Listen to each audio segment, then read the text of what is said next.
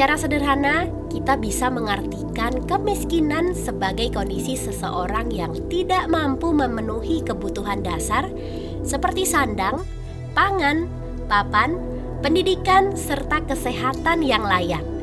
Oleh karenanya, masalah kemiskinan selalu menjadi sorotan di Indonesia. Kemiskinan juga selalu menjadi pekerjaan rumah bagi para pemimpin di negeri ini. Maka dibutuhkan seorang pemimpin yang mempunyai visi jelas untuk menekan angka kemiskinan. Di tengah hiruk-pikuk menyongsong tahun 2024, sejumlah nama yang dianggap potensial nyapres mulai muncul. Tentu saja, capres potensial yang namanya sering bertengger di perebutan posisi pertama tingkat elektabilitas oleh lembaga survei Carta Politika Indonesia, yakni Ganjar Pranowo dan Anies Baswedan. Hasil survei yang dirilis Desember 2022 tersebut menunjukkan elektabilitas Gubernur Jawa Tengah Ganjar Pranowo lebih unggul dibandingkan calon presiden lainnya. Ganjar memperoleh dukungan masyarakat sebanyak 31,7%, sementara Anies Baswedan dapat 23,9%. Sedangkan posisi ketiga diperoleh Ketua Umum Partai Gerindra Prabowo Subianto yang memperoleh 23%. Tak kenal, maka tak sayang. Begitulah istilah yang sering kita dengar. Mengenai dua kandidat potensial yang maju nyapres, kita tentu butuh berkenalan agar bisa sayang. Terutama berkenalan dengan sepak terjang dalam mengatasi kemiskinan. Kita mulai dari mantan Gubernur DKI Jakarta, Anies Baswedan.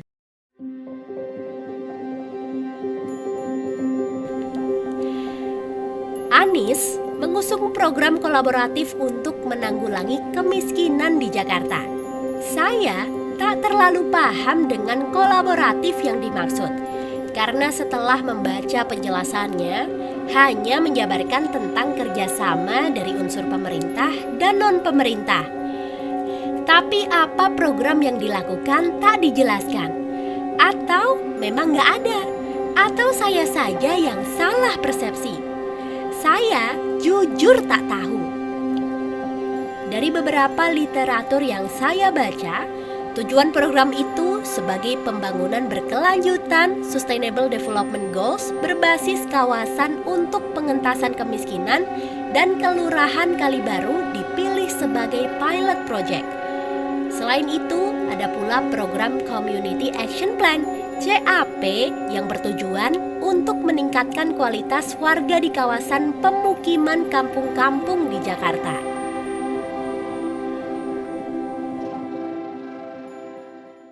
Namun, bagaimana pencapaian program di ibu kota Indonesia tersebut?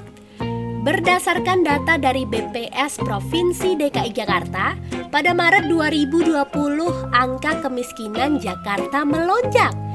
Saat itu, jumlah penduduk miskin DKI Jakarta meningkat hingga 1,11% poin atau meningkat kurang lebih hingga 119.000 orang atau meningkat hingga 118,56.000 orang dibandingkan dengan perhitungan periode sebelumnya, yakni September 2019. Sedangkan secara persentase penduduk miskin DKI Jakarta pada Maret 2022 juga mengalami peningkatan 0,02% poin dibandingkan dengan September 2021 atau bertambah sekitar 3.750 orang.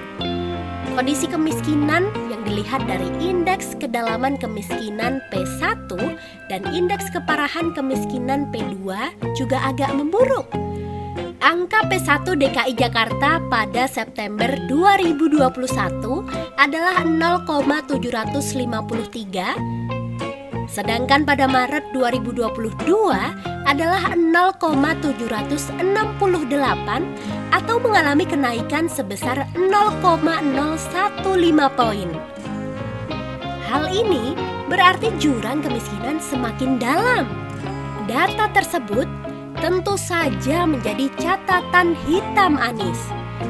Sebab di bawah kepemimpinannya, kemiskinan Jakarta ditargetkan turun, namun justru naik.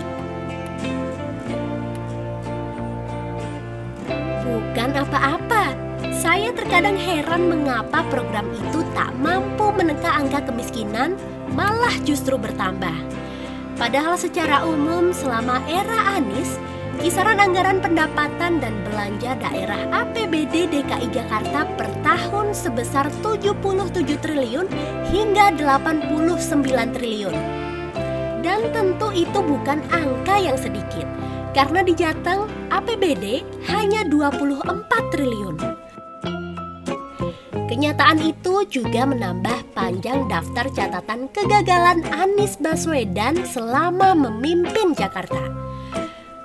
Mengingat beberapa program lainnya seperti pembangunan hunian uang muka 0 rupiah, penghentian pengelolaan air oleh swasta, naturalisasi sungai, serta program mencetak 250.000 calon wirausaha tidak maksimal, jauh dari target dan berjalan di tempat.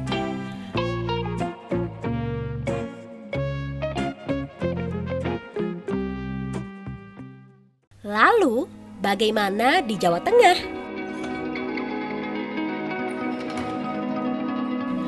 Gubernur Jawa Tengah Ganjar Pranowo menjadikan pengentasan kemiskinan sebagai prioritas.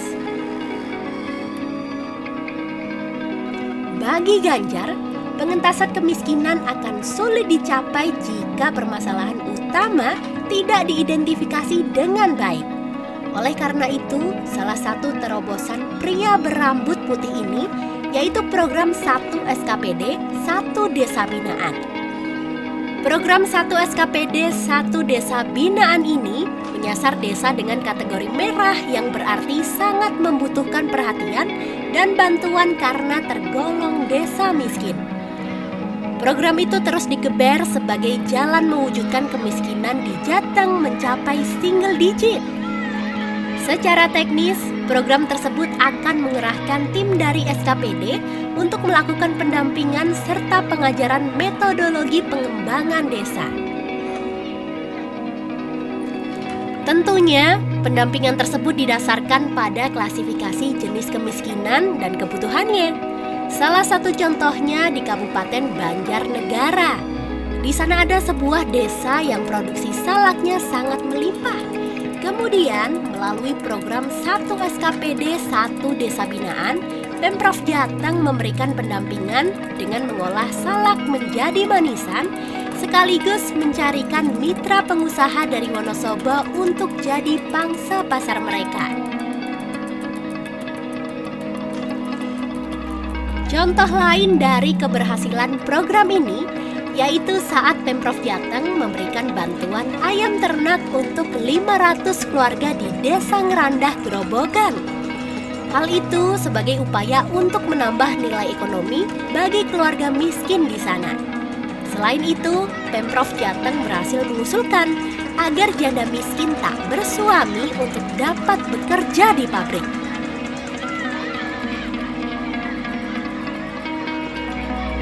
Terobosan itu tentunya tidak nihil, karena sejak menjabat Gubernur Jateng dari September 2013 hingga 2019, Ganjar telah menorehkan prestasi mengurangi kemiskinan lebih dari 1 juta orang.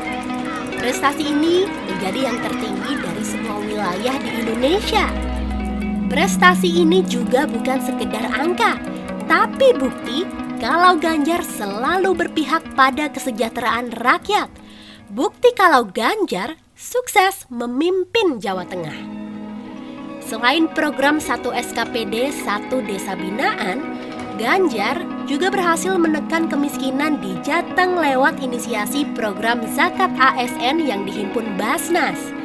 Program ini terbukti berhasil karena sepanjang 2021, perolehan zakat tembus pada angka 57 miliar. Alokasi zakat ini diperuntukkan untuk pengentasan kemiskinan, renovasi rumah tak layak huni, rehab pondok pesantren, masjid, madrasah, serta beasiswa. Jika mengukur bagaimana keberhasilan Anies dan Ganjar mengatasi kemiskinan, langkah Ganjar adalah keberhasilan besar. Ini merupakan langkah yang konkret dan bukti kerja nyata Ganjar Pranowo dalam menangani Jawa Tengah selama 2 periode. Ditambah, Ganjar mampu membuktikan walaupun perbedaan APBD sampai 50 triliun dengan Jakarta, tapi Ganjar bisa memaksimalkan hal itu untuk kepentingan rakyat. Program 1 SKPD, 1 Desa Binaan maupun Zakat ASN memang berbasis budaya gotong royong dan kerukunan. Itu adalah capaian yang besar, sebab mengentaskan kemiskinan adalah satu bentuk pembangunan yang luar biasa. Salam Sobar Dialog.